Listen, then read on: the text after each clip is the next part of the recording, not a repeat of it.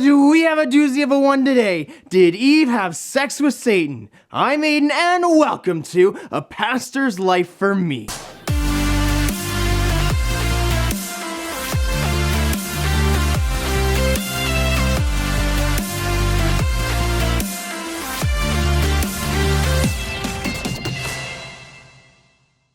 Make sure that you like this video and subscribe to the channel. So I was doing some research for a different video and came across an article entitled, Did Eve Have Sex with Satan?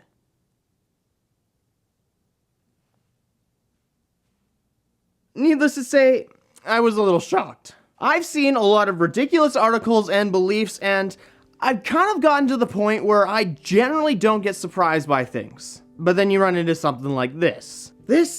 I never saw it coming. And just to clarify, I'm not out there looking for the next horrible article so I can have a juicy video to show you. Not trying to find this stuff to make videos, I just randomly come across it, which seems to happen more and more often. So, did Eve have sex with Satan? Let's look at the argument. A man named William Branham is one of the big pushers of this, and he states, here's what really happened in the Garden of Eden.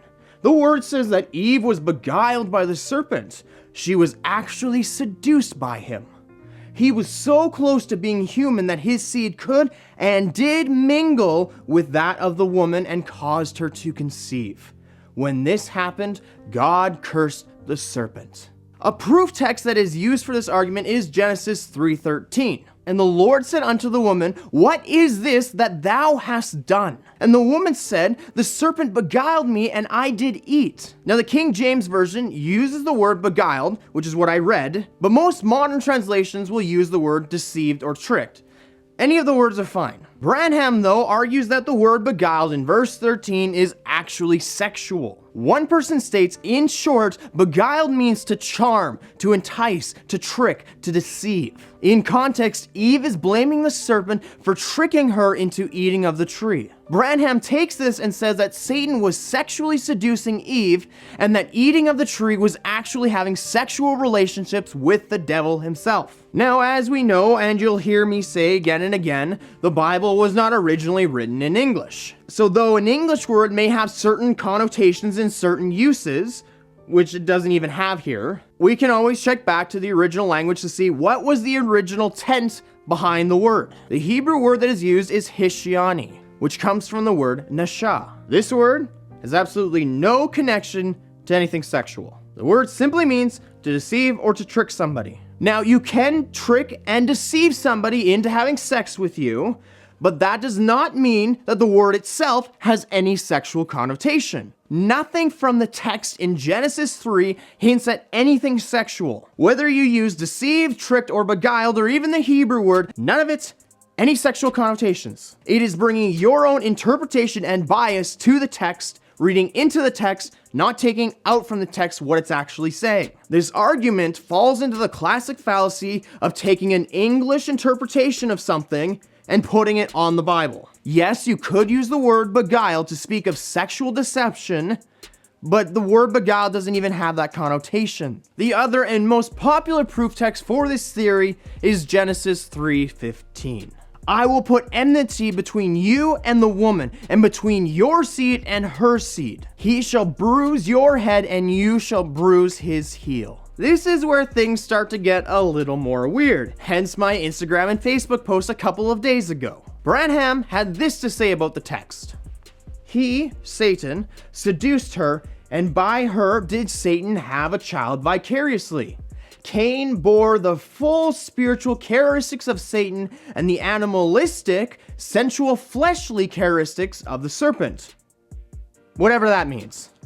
So apparently, Cain is also not completely human because Satan was almost human, or something like that.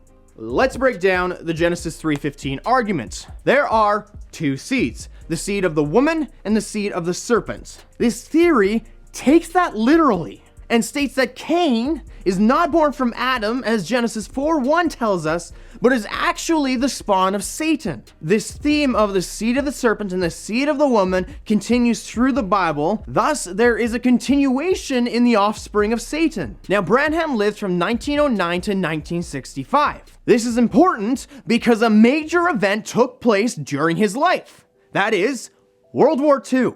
What people group did Hitler primarily put into concentration camps? The Jews.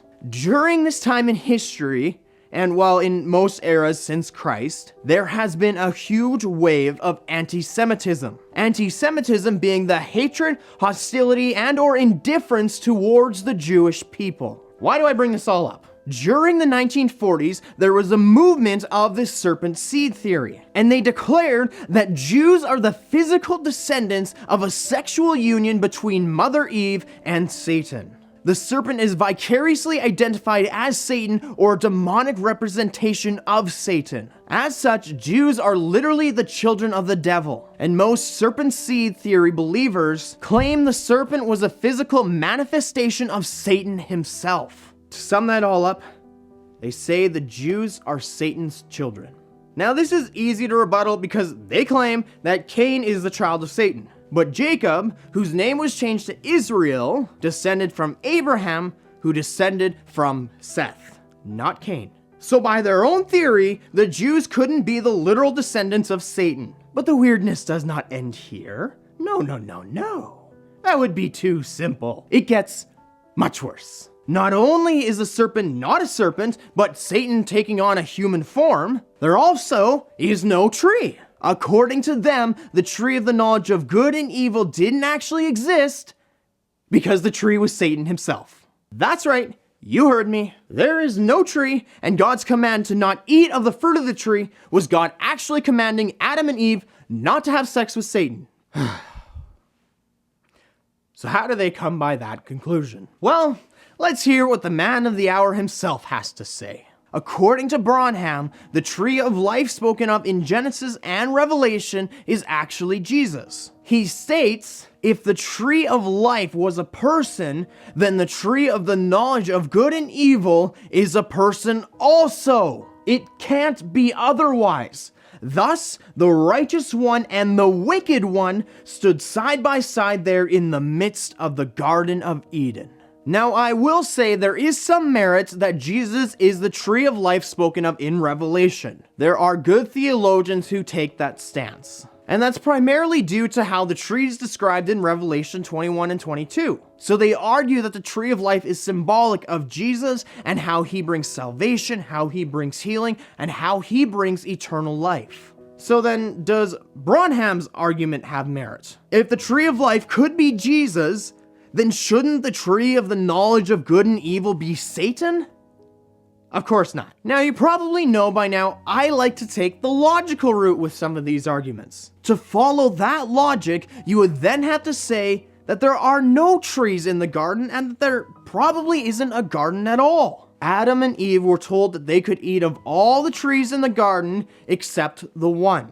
It would then follow that any tree is not even a tree at all, it is probably an angel or something. Here's where that becomes kind of problematic. There's an inconsistency in the sexual relations themselves. If there's no tree, and the command to not eat the fruit was actually to not have sex with Satan, wouldn't the argument then lead to Adam and Eve being told they could have sex with anything but Satan? But I don't see that argument being made. If the former is true, doesn't the latter have to be as well? And also, isn't Adam there watching her? When the woman saw that the tree was good for food, and that it was a delight to the eyes, and that the tree was desirable to make one wise, she took from its fruit and ate, and she gave also to her husband with her, and he ate. Another problem is Christ's bloodline. Jesus is the descendant of David, who is a descendant of Abraham, the father of the Jews. Jesus, by birth, is a Jew. So according to their own theory, Jesus must be the offspring of Satan. How can the one who is the tree of life also be the spawn of the devil, and how could he save anyone? But what is considered to be one of the biggest problems with the serpent seed theory is that it leads to a severe misunderstanding of sin.